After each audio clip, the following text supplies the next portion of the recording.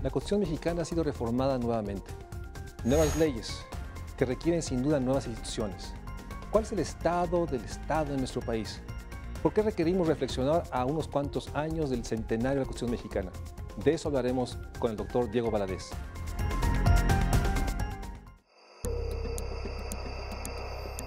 México ha tenido a lo largo de su historia varias constituciones que han determinado las formas de gobierno por las que hemos transitado. Desde las pretensiones imperialistas y centralistas impulsadas por los grupos conservadores hasta las expresiones republicanas y democráticas, emblemáticamente representadas por las constituciones de 1857 y 1917. A lo largo del siglo XX se han llevado a cabo numerosas reformas al texto constitucional. Se han incorporado y eliminado nociones como la educación socialista en el mandato del general Lázaro Cárdenas. Ha habido profundos cambios en materia de propiedad de la tierra. Además, en junio de 2011 se promulgó la más comprensiva reforma en materia de derechos humanos. Esta reforma otorga el rango constitucional a los tratados internacionales en materia de derechos humanos, toda vez que no contravengan los principios y mandatos establecidos en la Constitución. Esto ratifica el catálogo de derechos reconocidos para las y los mexicanos como el más amplio en toda la historia de nuestro país. Al mismo tiempo, esta reforma constitucional nos ha conducido a una paradoja. El Estado mexicano se encuentra en algunas áreas ante la imposibilidad de dar cumplimiento pleno al mandato que se ha dado a sí mismo a través de la Constitución y sus leyes. El reto para el Estado mexicano es transitar de un modelo de gobierno democrático que estaba abocado fundamentalmente a prestar servicios en función de la disponibilidad presupuestal con que se contaba, a un modelo de gobierno que tiene la responsabilidad en todos sus órdenes y niveles de garantizar plenamente el conjunto de los derechos humanos. Desde esta óptica, el Estado mexicano se enfrenta al reto de innovar su estructura, organizada en sectores, a un nuevo diseño que permita transitar rápidamente hacia un nuevo modelo de bienestar social cimentado en la erradicación de las desigualdades y la acelerada disminución de la pobreza. El primer paso está dado a través de la garantía universal de los derechos humanos. Lo que falta es llevarlos a la práctica y garantizar una vida digna para todas y todos los mexicanos. Diego, muchísimas gracias por estar en el Estudio de México Social, sobre todo porque nos permite hablar de un tema que hemos hablado recurrentemente. Durante el siglo XX, tú lo has escrito, lo has dicho muchas veces, la Constitución mexicana ha sido reformada numerosas veces. Me gustaría iniciar esta conversación que nos hicieras un recuento, no sé si podrías agrupar estas reformas para entender que es una Constitución que fue sin duda el paradigma en 1917 de lo social, pero ha sido reformada intensamente. ¿Cómo podrías describir este proceso? ¿Qué sacaríamos de esta múltiple y acumulativa reformas que se han dado en los últimos años? Gracias, María Luis, por darme esta oportunidad de estar aquí en tu programa y de poder hablar de estos temas que forman parte también del México social. Sin duda. El gran tema de las reformas constitucionales tiene dos vertientes fundamentales. Una, lo que puede considerarse como la utilidad y la necesidad de reformar la Constitución. Y dos, la forma como se ha hecho esa reforma, valga la aparente redundancia, y la percepción social de esas reformas. En cuanto a lo primero, la necesidad y la utilidad de las reformas, casi todas son explicables. Casi todas han sido necesarias y casi todas han sido útiles. Por mencionar ejemplos, que es lo que tú me dices, cómo se pueden caracterizar esas reformas. Bien, no tendríamos seguridad social, no tendríamos mar patrimonial, no tendríamos sistemas electorales, no tendríamos integración plural del Congreso, por solo mencionar unos ejemplos, si no se hubiera reformado la Constitución. Pero, por otra parte, cómo se ha reformado la Constitución y cómo la percibe la ciudadanía.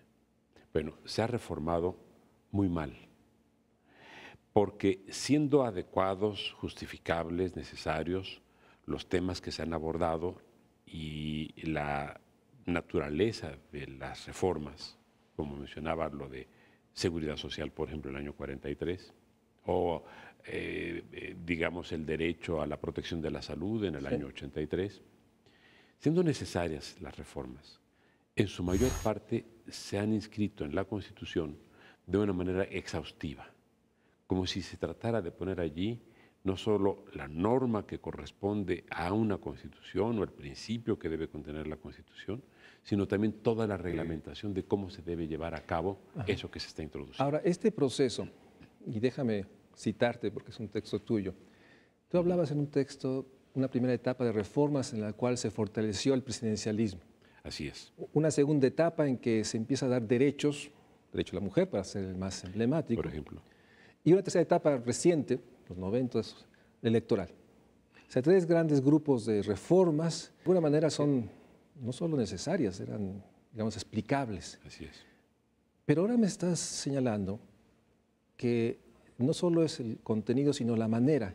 Esta necesidad del constituyente de poner en la Constitución exhaustivamente muchos elementos, ¿a qué se debe? ¿A una desconfianza o a una manera de legislar? ¿O cómo lo explicas tú esta extensión? Una vez te oí decir la enorme extensión, los artículos que tiene la Constitución y su extensión en sí misma. A una enorme desconfianza. En ese sentido, María Luisa, es muy claro ver cómo se dieron las reformas, digamos, a partir de 1921, que fue la primera reforma, hasta, por decir algo, por señalar una fecha, 1977, que es cuando el sistema electoral mexicano comienza a abrirse, con la gran reforma política que promovió Reyes Heroles. Hasta entonces, las reformas habían sido muy compactas, y es explicable. No había más que un partido hegemónico, un partido dominante, Sí. de manera que no corría riesgo ese actor, no solo principal, sino casi único de la vida del país, no tenía la necesidad de poner en la Constitución los detalles de sus propios objetivos, porque ese partido seguía dominando.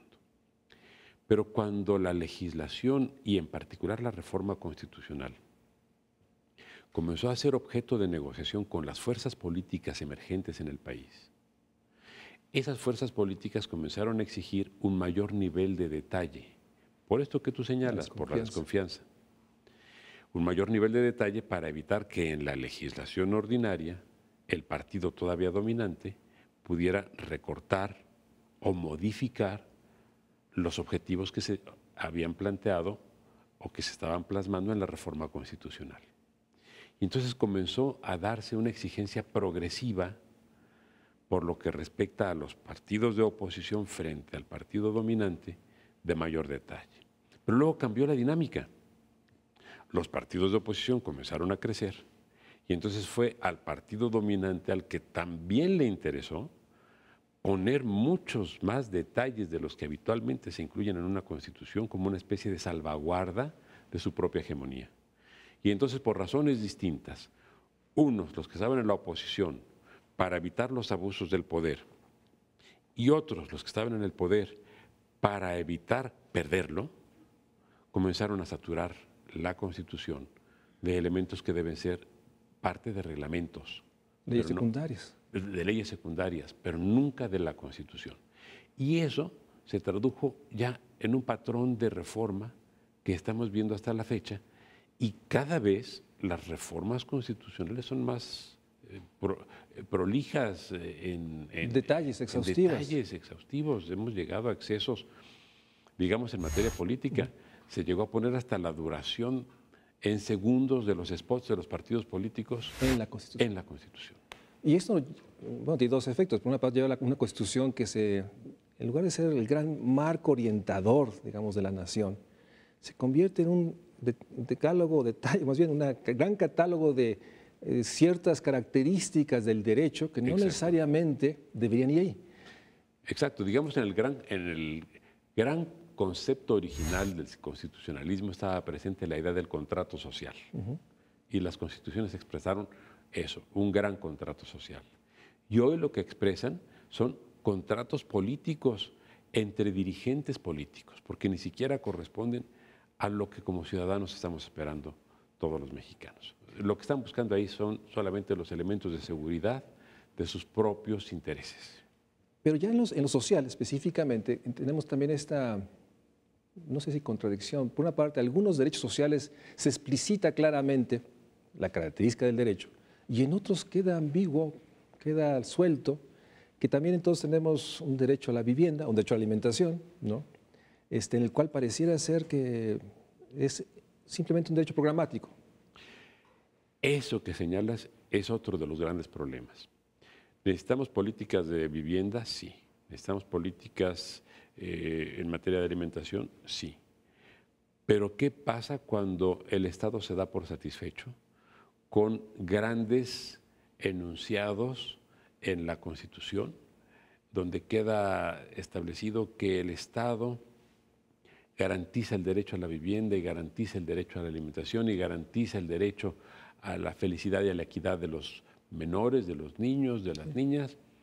Bueno, que son grandes declaraciones que tienen un sentido vacío, que no corresponden a una realidad. Y allí viene también un desencanto del ciudadano común y de todos en general, de todos los ciudadanos, que advertimos que la Constitución en ese punto está siendo utilizada para incorporar elementos de discursos políticos o de programas de gobierno, pero que no corresponden a lo que debe tener una Constitución. Una Constitución está hecha fundamentalmente para regir la vida normativa, el sistema normativo de un país. Una Constitución es una norma, no es una proclama.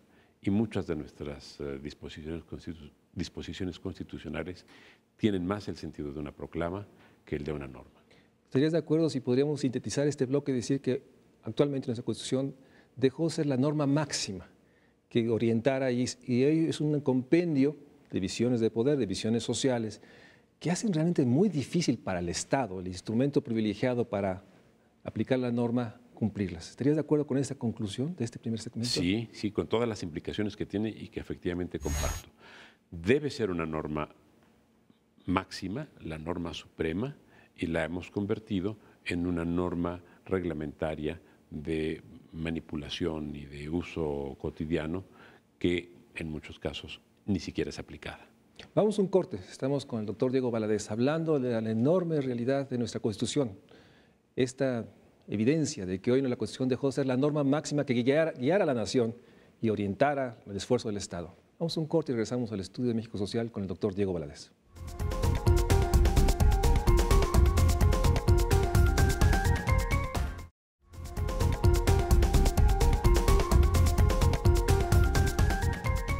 La consecuencia en términos de, digamos, el desarrollo institucional y el Estado de una Constitución que ha sido modificada de esta manera, sin objetar su intención, pero sí el proceso, es un Estado que yo te leí y te escuché escribir como anárquico, que no logra poder cumplir, o arcaico, que no logra realmente cumplir o ser capaz de cumplir estas normas máximas, pero que se ve realmente, porque también cada una de estas normas ha generado nuevas instituciones que se sobreponen unas sobre otras.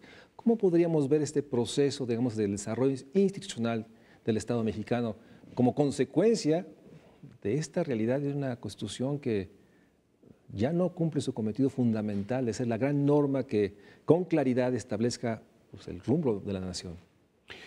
Sí, esta inflación del texto constitucional ha generado también muchas expectativas y luego esas expectativas se han visto defraudadas, han sido superiores las expectativas a las realidades. Sí, claro. Por ejemplo, lo que acabábamos de comentar en cuanto a alimentación o en cuanto a vivienda. Pero el proceso de, digamos, modificación del sentido de la Constitución como una norma de normas para convertirla en una especie de pacto o acuerdo o contrato entre las fuerzas políticas, es lo que ha generado que se vaya perdiendo ese sentido de la realidad constitucional como norma y que se vaya estableciendo otro de la realidad constitucional como ficción, valga la paradoja. Sí. Entonces la Constitución tiende a verse como una ficción. A eso contribuye también el hecho de que ya nadie sabe bien a bien cuántas reformas constitucionales hay y se manejan diferentes cifras y todas son creíbles y luego se califica esos cambios como parches. En realidad, si se tomara una especie de referente, se podría decir que una reforma constitucional es la que contiene un decreto promulgatorio de esa reforma. Son 203 decretos exactamente, que han modificado 606 veces la mayor parte de los artículos de la Constitución. Hay algunos que no han sido cambiados nunca. Ahora, cuando se comienza por desprestigiar el proceso mismo de reforma, se dice es que la están reformando sin sentido y son parches constitucionales. Son buenas intenciones. Son buenas intenciones. Realmente no se refleja en la vida nacional. Entonces ya el destinatario de la norma, que somos los ciudadanos, pierde interés en la propia Constitución.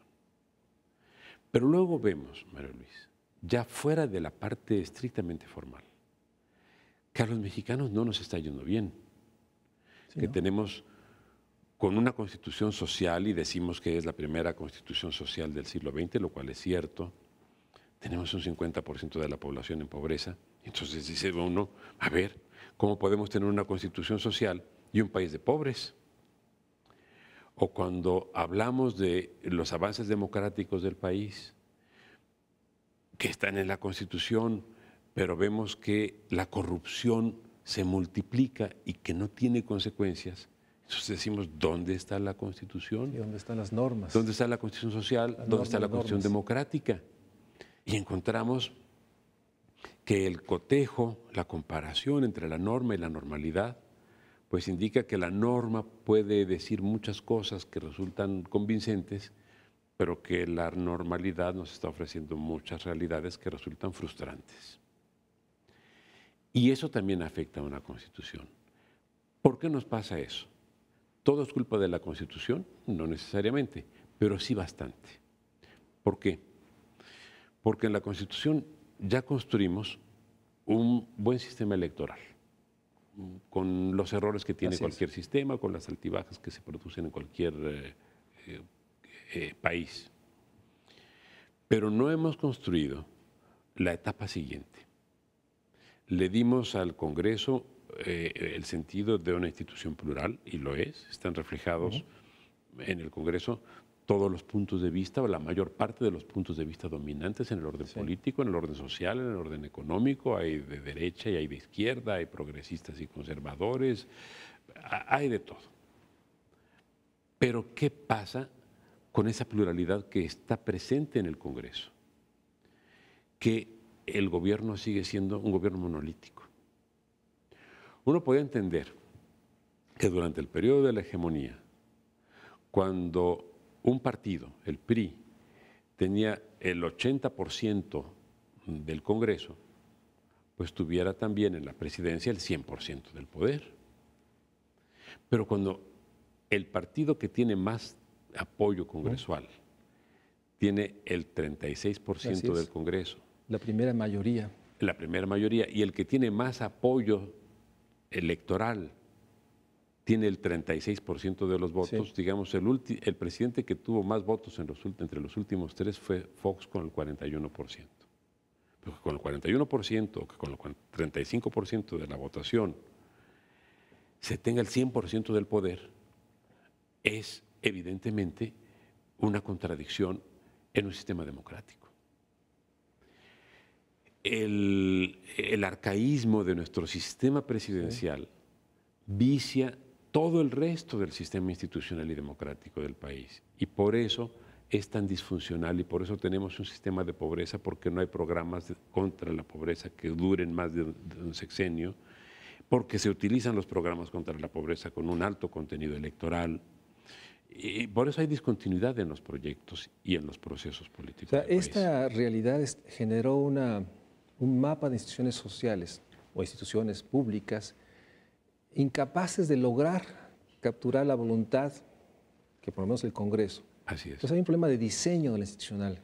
Exacto. que sigue, digamos, atrapando y que vemos que hace más grande entonces esa percepción. No importa que esté en la Constitución, no pasa nada finalmente. O sea, hay un enorme vacío entre la norma y la realidad social que atraviesa el sistema institucional, Claro. que se ve rebasado, se ve totalmente desarticulado, porque está otro tema, el federalismo. Pero además es que en la Constitución encontramos que hay dos diseños institucionales distintos y excluyentes. Supongamos que estuviéramos hablando de la Constitución de un país que no fuera el nuestro y que tú analizaras el Congreso, tú dirías, esta Constitución es una Constitución democrática. Y yo analizara el gobierno, entonces yo te tendría que decir, no, esta Constitución es una Constitución autocrática. En el gobierno no hay ninguna reproducción del pluralismo que se da en el Congreso.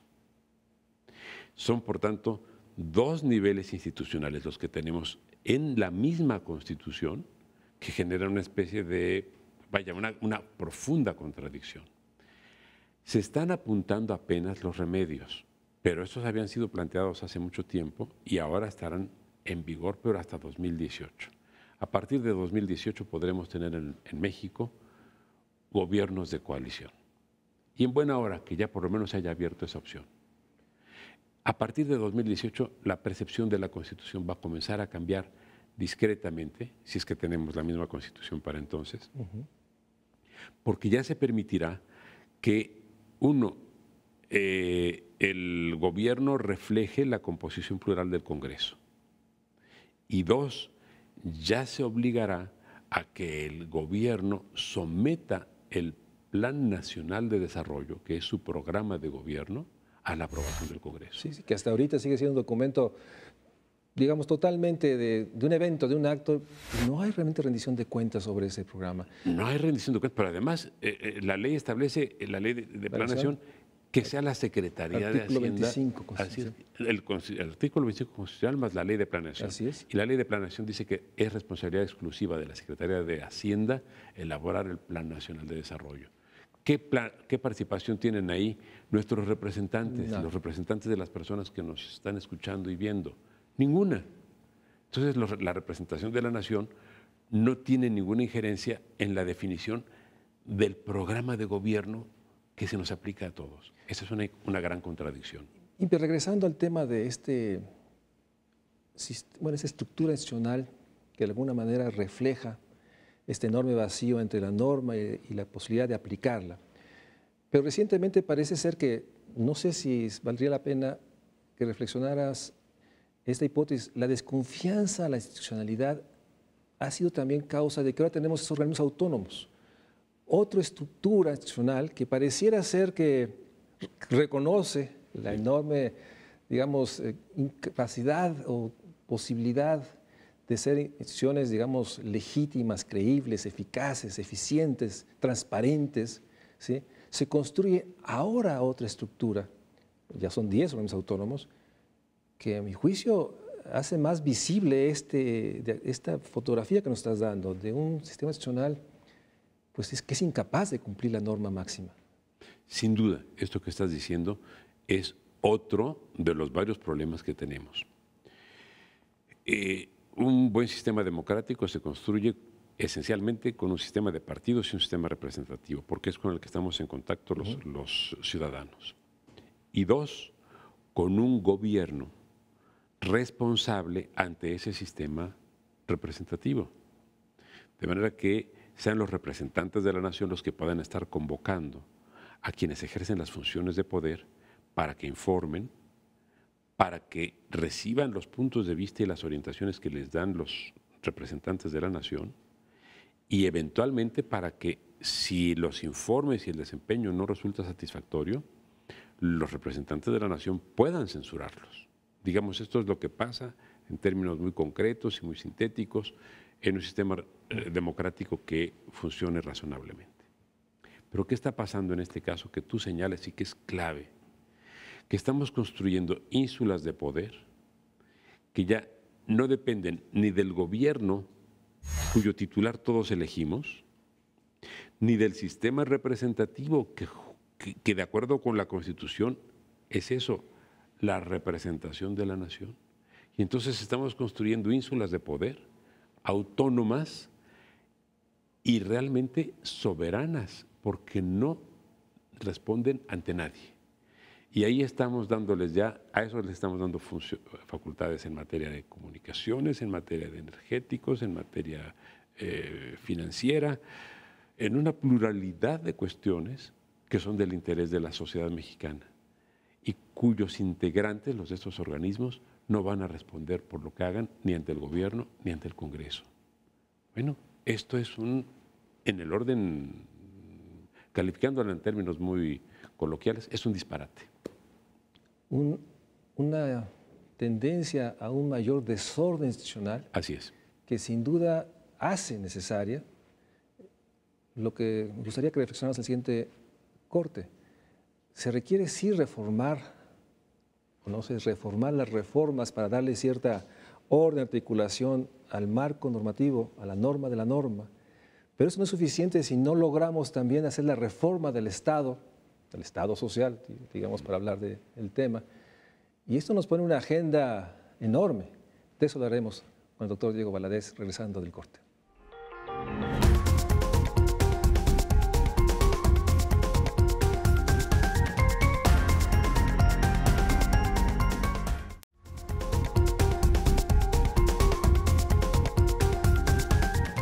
Diego, no puedo dejar de calificaste de un disparate la construcción de organismos autónomos. ¿Qué riesgos vislumbras de esta nueva estructura que, como nos decías, no le rinde cuentas a nadie y que hoy se construye en déjame decirlo, un cuarto poder? Tenemos el legislativo, el judicial, el ejecutivo, pero ahora tenemos organismos autónomos. Y esto me da la impresión que estás señalando un tema central. Tenemos un alto riesgo que me gustaría que pudieras precisar. Es un riesgo doble, Mario Luis. Primero, ¿por qué surgen estos organismos?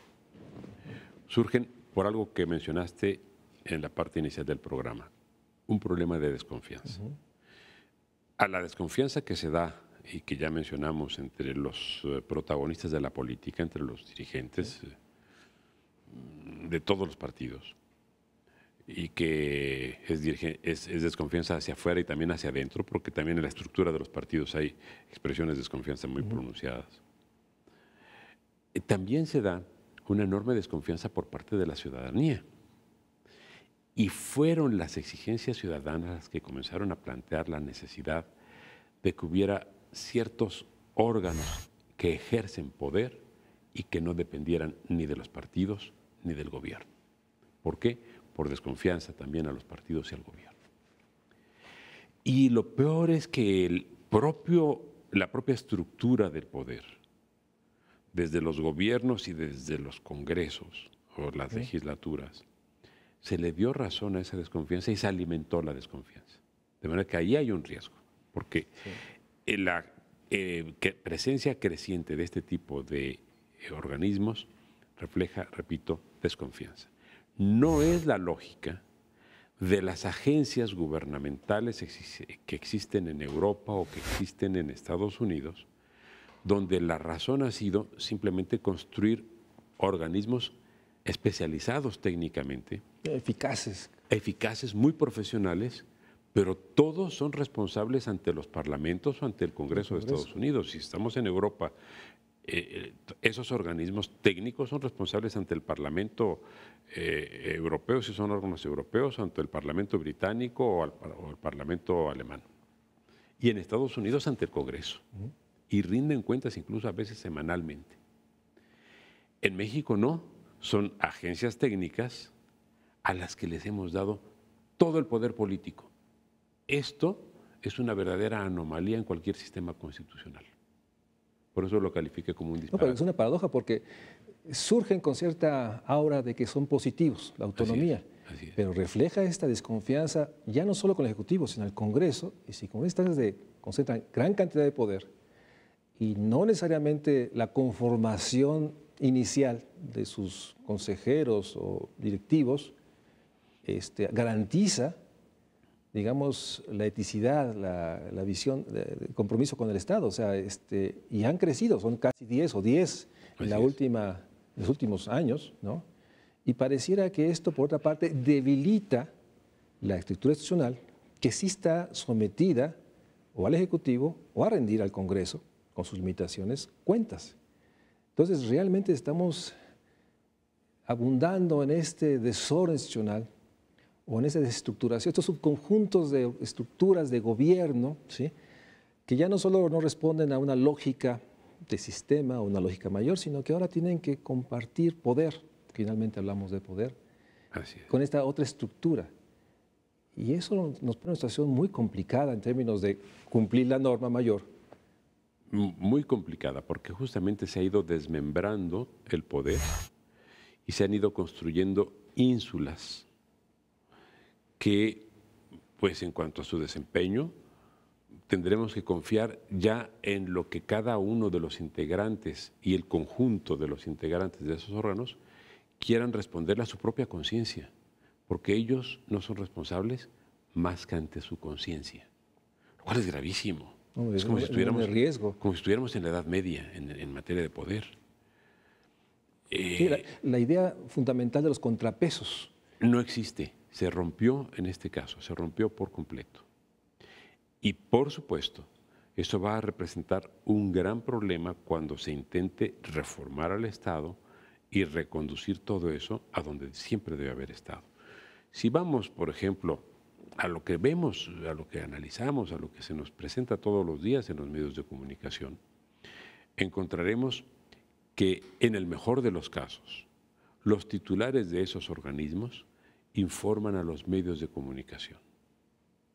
Digamos, lo normal, por decir algo, es que el gobernador del Estado de del Banco de México dé alguna vez una conferencia de prensa o haga alguna declaración a través de una conferencia o emita un boletín. Sí, cuando la manera de cumplir la norma es la máxima publicidad. Así es. Estamos cayendo en este asunto de que sean los medios, la difusión, este asunto gris, ambiguo. Cuando hemos visto a ese funcionario o a otros funcionarios de organismos equivalentes que asistan ante las cámaras del Congreso para informar allí de las decisiones que están haciendo.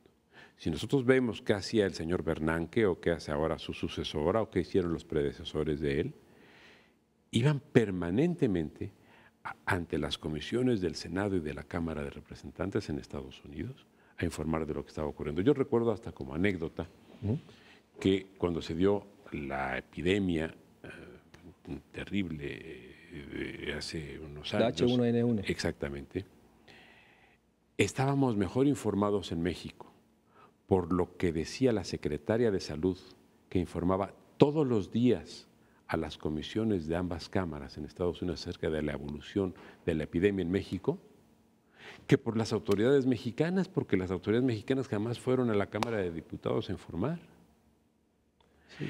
Es una verdadera paradoja que a veces nos enteremos de lo que pasa en México a través de gobiernos extranjeros, pero en este caso ocurrió. Refleja finalmente esta realidad de una estructura institucional. Así es. Y ahí estamos hablando de una Secretaría de Estado. Cuando hablamos ya de estos organismos autónomos, que si se les llama organismos constitucionales autónomos, que no forman parte de ningún poder, están rompiendo inclusive un principio que también es arcaico, el principio de la división de poderes, también un principio que ya muchas constituciones han abandonado, pero que en México también rompimos, así como te decía hace un momento. Hay una contradicción entre la naturaleza plural del Congreso y la naturaleza unitaria del gobierno. Hay una contradicción entre una constitución que nos dice que hay 3 órganos del poder y que formalmente, además de esos 3 órganos, ya construyó la propia Constitución otra decena, como lo que tú señalas. Así que la propia Constitución se contradice internamente y esto, por supuesto, en desdoro de esa norma, lo cual no nos conviene a los mexicanos, no nos conviene tener una Constitución desprestigiada. Sí, una Constitución que no sea este gran vector o línea a seguir. Así y que enfrenta esta visión que nos comentabas de enunciados que no se cumplan, con lo cual es irrelevante. Y ahora tenemos el tema de una estructura institucional que se sale incluso de un principio fundamental, que haya contrapesos que permita la rendición de cuentas. Así es. Y los límites al poder, porque finalmente de eso hablamos, de tener límites al poder. Así es. Todo tipo de poder. Y en ese sentido estamos 2, 3 años, 100 años de la Constitución mexicana, seguramente habrá grupos, etcétera. ¿Por dónde empezar? ¿Cuál sería, digamos, desde su perspectiva, delinear un poco la manera de empezar a hacer visible esto? ¿Por dónde empezamos? ¿Empezamos por un análisis diagnóstico de la Constitución mexicana? ¿Empezamos a alinear y darle valor que hay ciertos artículos que esa parte debe estar en las leyes secundarias o reglamentos? O algunos dicen que habría que construir una nueva Constitución. ¿Por dónde empezamos? Bueno, lo has planteado muy bien. Tenemos en este momento, digamos, esquemáticamente 3 opciones. Una, quedarnos con la Constitución tal como la tenemos. 2, sustituir esta Constitución por otra. O 3, reordenar esta Constitución. La primera me parece imposible. O sea, quedarnos con una Constitución que ya es disfuncional no nos va a generar más que el aumento de los problemas que ya padecemos. Problemas de inseguridad, problemas de pobreza, problemas de disfuncionalidad del poder, problemas de corrupción. No es que la Constitución los esté causando, es que la Constitución no nos da los elementos para contar con las instituciones eficaces que nos permitan contender con esos problemas. Eso sí es una realidad.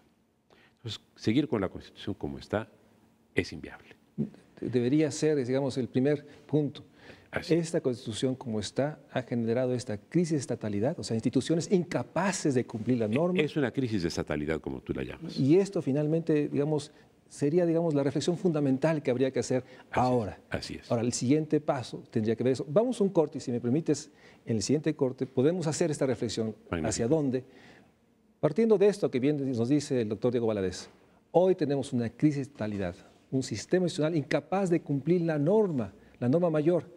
Tenemos realmente que asumir plenamente el diagnóstico que nos dice el doctor en términos de que la cuestión como está realmente no está siendo el motor o el faro que guía a la nación. Y necesitamos enfrentarlo y reconocerlo porque finalmente el país requiere una norma mayor que sea el vínculo, la identidad, el resumen del contrato social o la aspiración de todos. Vamos a un corte y regresamos con el doctor Diego Valadez.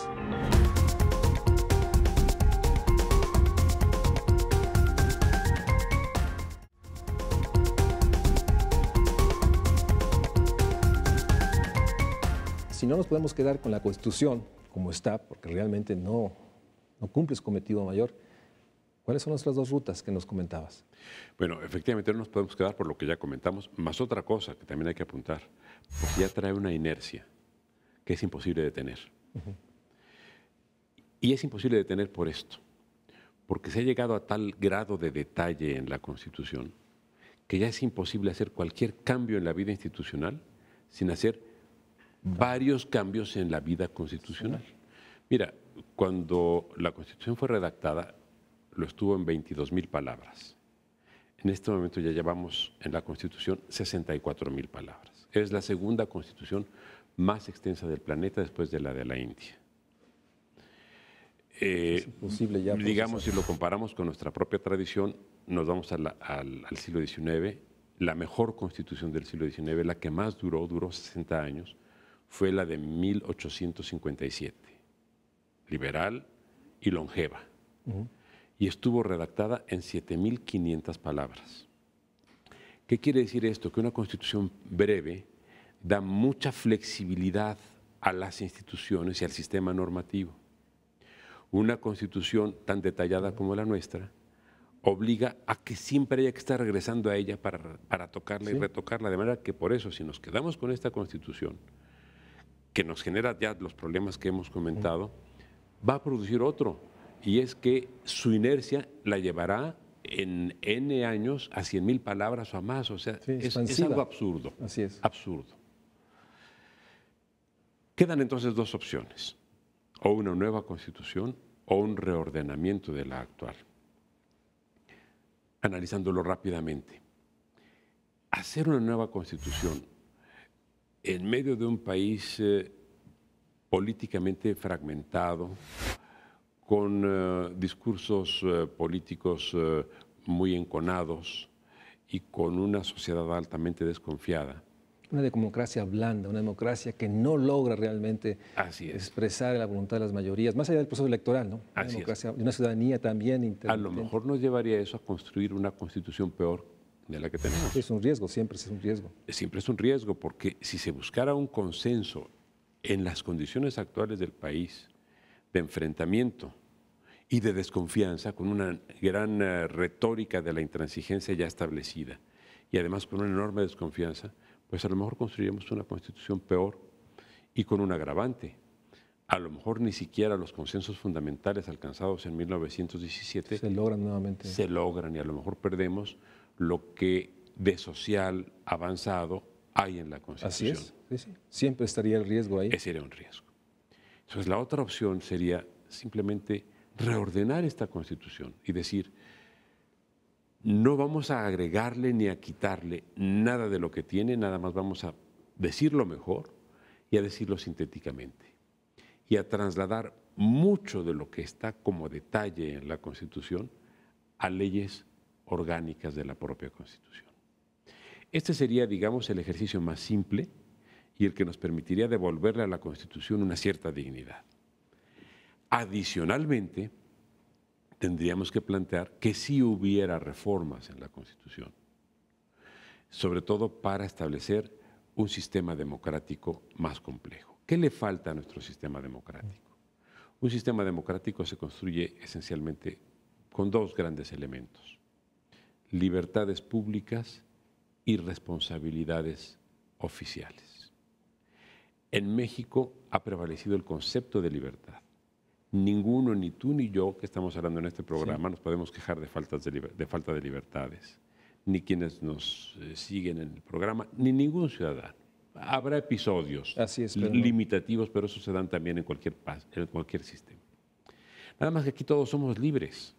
Somos libres los gobernados y son libres los gobernantes. Sí, que es lo más preocupante. Y eso no es lo que corresponde a un Estado democrático. En un Estado democrático los únicos libres somos los gobernados. Los gobernantes son responsables. Esos solo tienen obligaciones, la de servirnos. Y en México, repito, tan libres somos nosotros como son ellos. Somos libres todos. Sí, sí. Somos libres los honorables y los delincuentes. Somos libres los que obedecemos y los que mandan. Todos. Entonces, hay que construir un sistema de libertades que ya tenemos y que ya construimos, más un sistema de responsabilidades que todavía no existe. O sea, habría que construir los contrapesos que permita que los que gobiernan puedan rendir cuentas y puedan tener consecuencias. Eso es lo más importante. Su actuar. Mira, hemos construido, por ejemplo, un régimen de libertades y de transparencia. Hoy nos enteramos de todo. Sí.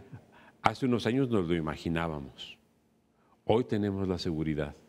La gran diferencia es que hoy sabemos de todo lo que se hace negativamente y de todas maneras no pasa nada. Lo que tú decías hace un rato, no hay consecuencias. Bueno, tenemos que construir un régimen de responsabilidades y de consecuencias. Si hacemos eso, si construimos un sistema de gobierno con responsabilidades y consecuencias y con una constitución más compacta y mejor estructurada, entonces nos podríamos evitar entrar al debate de una nueva constitución. Nada más que tenemos muy poco tiempo, María Luis, porque estamos a 3 años del centenario de la Constitución. En el 2017 la Constitución va a ser un tema de opinión pública. Y en 2018 muy probablemente sea un tema de campaña política. Y con un tema, digamos, coyuntural. Los diputados que van a discutir qué hacemos con la Constitución van a ser electos el próximo año. Así es. En 2015 tendremos una nueva Cámara de Diputados y dependiendo de los perfiles, los personajes que estén ahí, podríamos prefigurar si habrá la voluntad, la responsabilidad del Estado de pensar en estos términos, de debatir en estos términos, o simplemente es un tema de un festejo, de ceremonias cívicas que son importantes sin duda, pero no el enorme reto, digamos, político, pero reto también en términos de comunicación, de la enorme necesidad de hacer estos procesos. Una revisión del texto para ordenarlo, una revisión del texto para que sea más claro. Así es. Y por otra parte, enfrentar este enorme desafío, yo diría que a la nación, una revisión que permita generar contrapesos a los que hoy nos gobiernan, a las instituciones, a los responsables del poder, finalmente. Y un elemento adicional que si quisiera ponerte a tu consideración, fortalecer la capacidad del Estado para tener rectoría, para poder ordenar, promover, construir mercados más equitativos.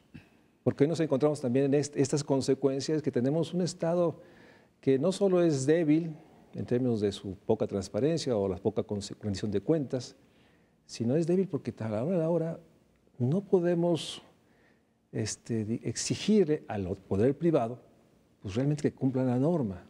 Entonces tenemos también esta enorme paradoja, normas que no tienen los instrumentos institucionales para que sean verificadas y cumplidas y sancionadas.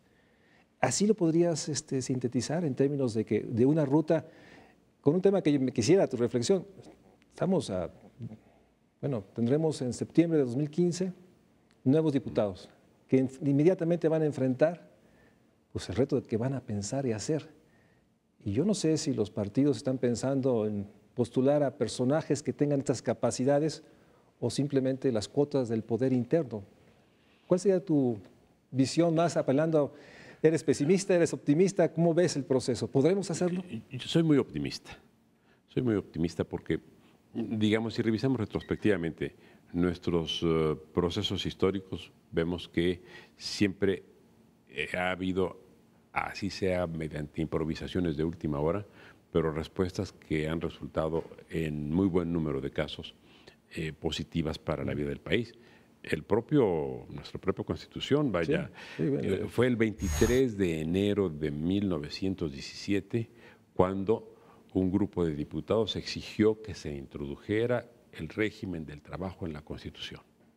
Cuando estaban a 6 días de terminar, o a 7 días de terminar el Congreso. Y lo consiguieron. Y le dieron un espacio enorme a la vida social del país. Y sobre todo cuando la situación de los obreros no era tan evidente, y había cierta noción visionaria. Así es, o sea que sí hubo el rescate en el último momento del proyecto social de la revolución que se estaba quedando en el cajón. Bueno, yo estoy optimista porque además hay una sociedad madura, bien informada, y tenemos una pluralidad de actores, además de los actores políticos, tenemos actores sociales en la sociedad, en las universidades, en los medios de comunicación, en los órganos no gubernamentales. La opinión pública misma es un factor que tiene un peso enorme y creciente en la vida del país, de manera que yo creo que la sociedad va a exigir de sus dirigentes políticos respuestas categóricas y oportunas. Y lo que tú dices es clave.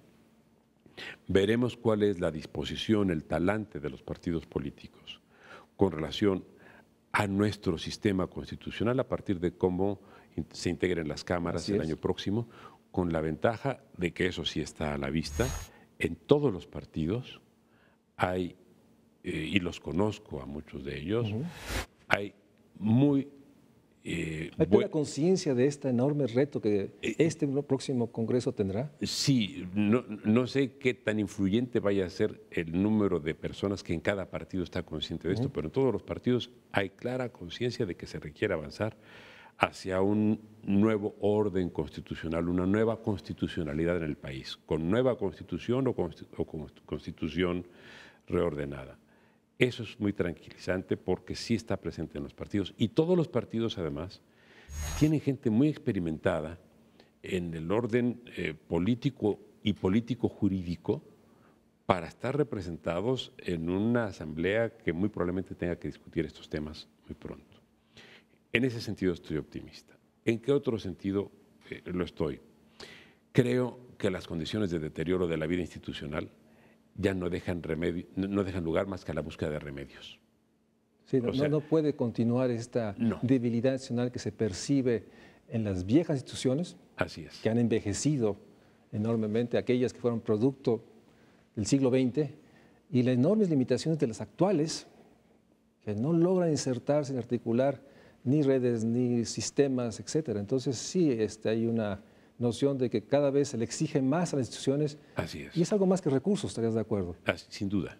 Ahora, en lo que tendremos que esperar, y eso sí, no sé si ser optimista o escéptico o pesimista, desconozco, eso solo lo veremos en la práctica, es ver si entre los dirigentes políticos mexicanos prevalece la mezquindad o domina la generosidad. En España, cuyo ejemplo tenemos muchas veces a la vista con los famosos pactos de la Moncloa, hubo gran generosidad, y tanto de la derecha como de la izquierda. O sea, los franquistas entendieron que tenían que avenirse con los términos de la democracia, y a pesar de que tienen un gran ascendiente en la estructura militar del Estado español, no quisieron someter a su país a un nuevo sacrificio. Hay que reconocérselos. Y los comunistas tenían una vieja posición de lucha contra la monarquía. Así es. Y finalmente entendieron que debía prevalecer el sentido de democracia y que si para ello tenían que aceptar que hubiera un rey, los viejos republicanos y los militantes comunistas que habían sido perseguidos, hostilizados, martirizados, incluso eliminados por la dictadura franquista, aceptaron la monarquía. Prevaleció la generosidad. Con generosidad se puede construir un buen sistema político y constitucional.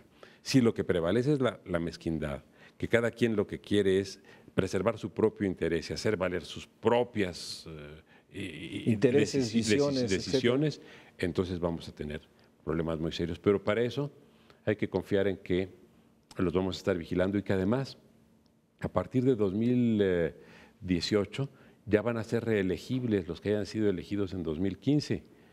De manera que si no actúan conforme a las expectativas que los mexicanos tenemos en cuanto a una mejor democracia, ya les pasaremos la factura.